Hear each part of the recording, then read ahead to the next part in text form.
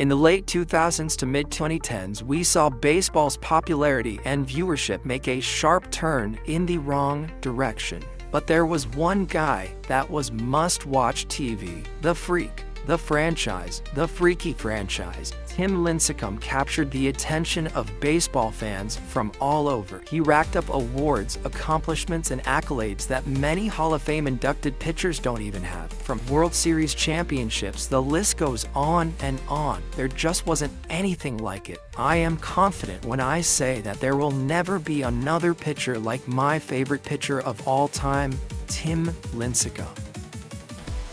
Hailing from Bellevue, Washington, Timothy Leroy Lincecum was destined for baseball greatness from a young age. Tim would very quickly find success. He played 2 years of varsity baseball for his high school, and he was named Washington State's Player of the Year. The Chicago Cubs really liked what they were seeing, so they selected him in the 48th round of the '03 draft. Lincecum, however, did not sign. He chose to go to the University of Washington as an alternative. His ability to generate intense velocity on his pitches despite his small frame, a nickname that would stick for the rest of his career. In 2004, he was named the Pac-10 Pitcher of the Year. He then re-entered the draft in 2005, where the Cleveland Indians selected him in the 42nd round. And Lincecum turned the offer down, which also included a $700,000 signing bonus, because he was holding out for a larger bonus so his dad could retire. He then returned to the University of Washington, where he once again won the Pac-10 Pitcher of the Year award. He won the Golden Spikes Award that same year, which is given to the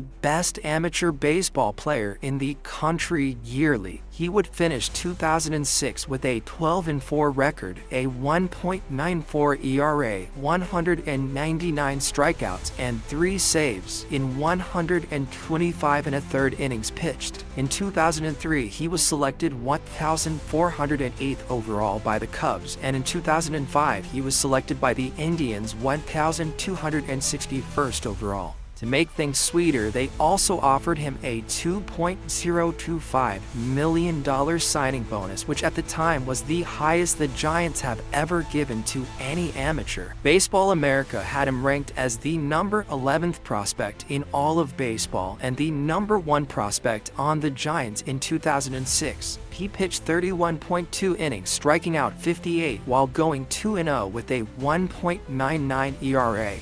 This included a 19 2/3 innings scoreless streak to start his AAA season.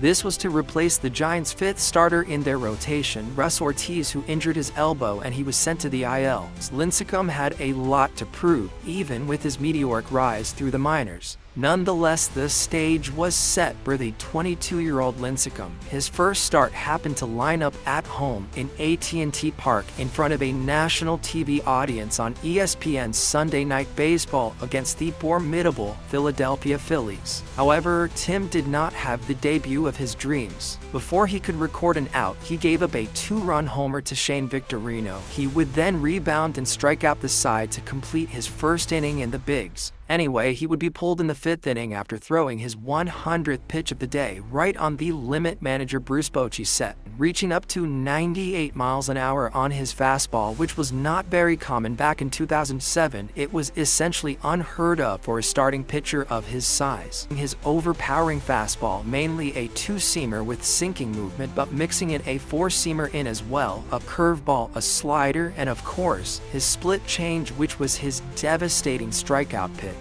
Phillies manager Charlie Manuel said that he would trade for Lincecum if they want to trade. Tim was asked after the game what he would take from his debut. He said he'll remember how far those balls went and what not to throw in those counts. Lincecum would go on to finish the year strong. He would be shut down in September due to pitching 177 1/3 innings between the majors and the minors that year. This included a stellar July where he went 4-0 with an insane 1.62 ERA in 6 starts. 2008 was big-time Timmy Jim's first full season, and boy did he exceed expectations. People out there said that he was too small, and it was those kinds of moments that pushed him to be where he was right now. He would start the year winning his first 4 decisions in April, posting a 1.73 ERA for the month.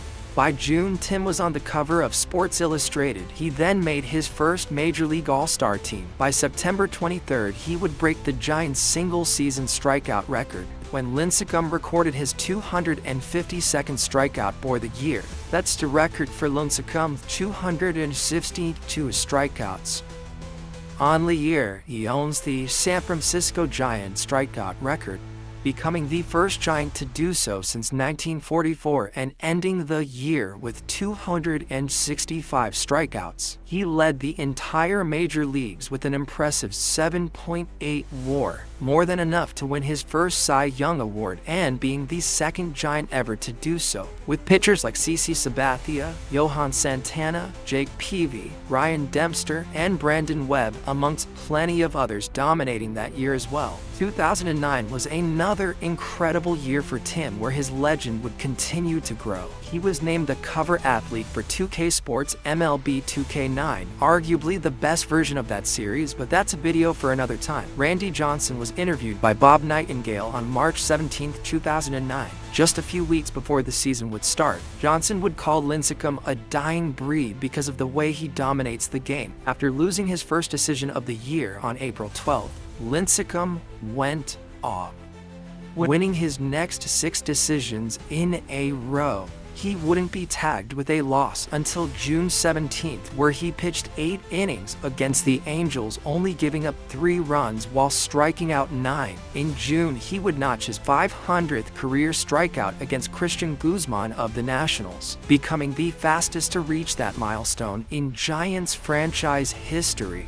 And that gets him to 500 strikeouts, faster than any other Giant. Lincecum had his second All-Star selection in a row, and he was named the National League starting pitcher. He was simply must-watch TV. He would finish the year going 15-7 with a 2.48 ERA, striking out 261 in 32 starts. In September, he would still pitch 225.1 innings. He was named the Sporting News NL Pitcher of the Year for the second year in a row, and oh yeah, he won his second consecutive Cy Young Award. Before the 2010 season would even begin, Lincecum would break yet another record in his young career. He was due for a huge pay raise. Simply put, Tim was worth way more than the $650K he was being paid. Lincecum wanted a record $13 million a year, while the Giants offered him $8 million instead.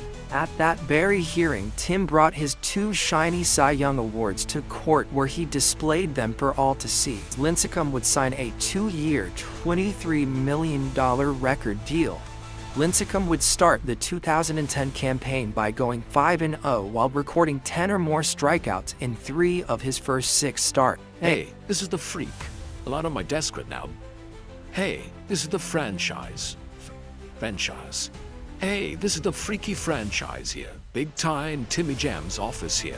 He was named an All-Star for the 3rd straight year, and finally, the Giants, after 7 years, made it back to the playoffs after winning the NL West on the last day of the season. Lincecum was born to pitch in October. The bright lights did not bother him at all. He pitched a complete game shutout, allowing just 2 hits while striking out 14 in a 1-0 victory against the Braves. In the NLCS, the Giants would face the Phillies, where Tim would start games 1 and 6. He pitched 7 innings in each while striking out 8 and 7 respectively. Tim would win game 1 but struggled a bit to his standards, pitching 5 2/3 while giving up 4 earned runs and striking out 3. Tim would come back with a vengeance, pitching 8 innings while striking out a franchise World Series record 10 hitters, giving up just 1 run, a solo homer. A World Series champion, helping the Giants end a 56-year drought. The Giants had finally won their first World Series in San Francisco. The 2011 season was yet another campaign of record-breaking milestones for Lincecum. By early May, he became the Giants franchise holder for most games with 10 strikeouts or more with 29. To put into perspective, this was just the beginning of Lincecum's 5th season in his 129th Major League start.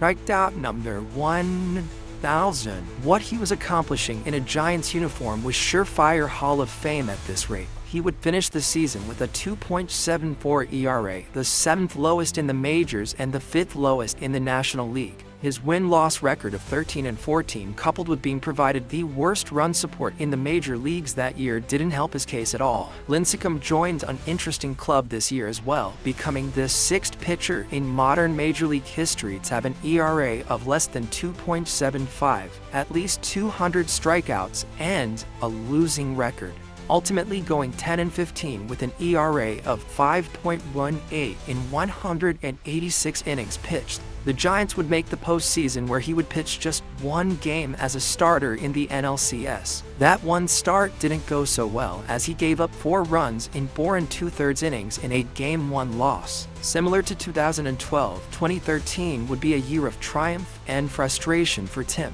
On July 13th, Lincecum threw a no-hitter against the Padres, the first no-no in Petco Park history, becoming the fastest Giant to do so once again. He would finish the year improving his final stat line from the year prior, going 10-14 with a 4.37 ERA and 193 strikeouts in 197 innings pitched, comparing to just how good he knew he has been in the past and how good he still could be. Even still, we were witnessing an all-time great, ending the year with 1,510 strikeouts. This was the third highest total ever for a pitcher over his first 7 years. In 2014, Lincecum would throw his second career no-hitter on June 25th, and it was against the Padres again. And Lincecum has done it again. He has no hit. The San Diego Padres were the second time in 2 years, and the first pitcher in Major League history to throw a no-hitter in consecutive seasons. He would finish the year with a 12-9 record, an ERA of 4.74, and 134 strikeouts, pitching in 33 games but only starting in 26. Lincecum was the only one from the 25-man roster who wasn't used at all during the NLDS and NLCS. However, he's remembered as a champion and one of the best to ever do it. In his short 10-year career, his peak was simply unmatched. 2 no-hitters, 3-time world champion, 2-time Cy Young Award winner. He led the entire majors once in strikeouts and the National League twice in 08, 9, and 10. He won the Babe Ruth Award in 2010, which is given to the best postseason performer, was a 4-time All-Star, was the Giants' opening day starter from 09 to 2012. Big time Timmy Jim, just an absolute legend.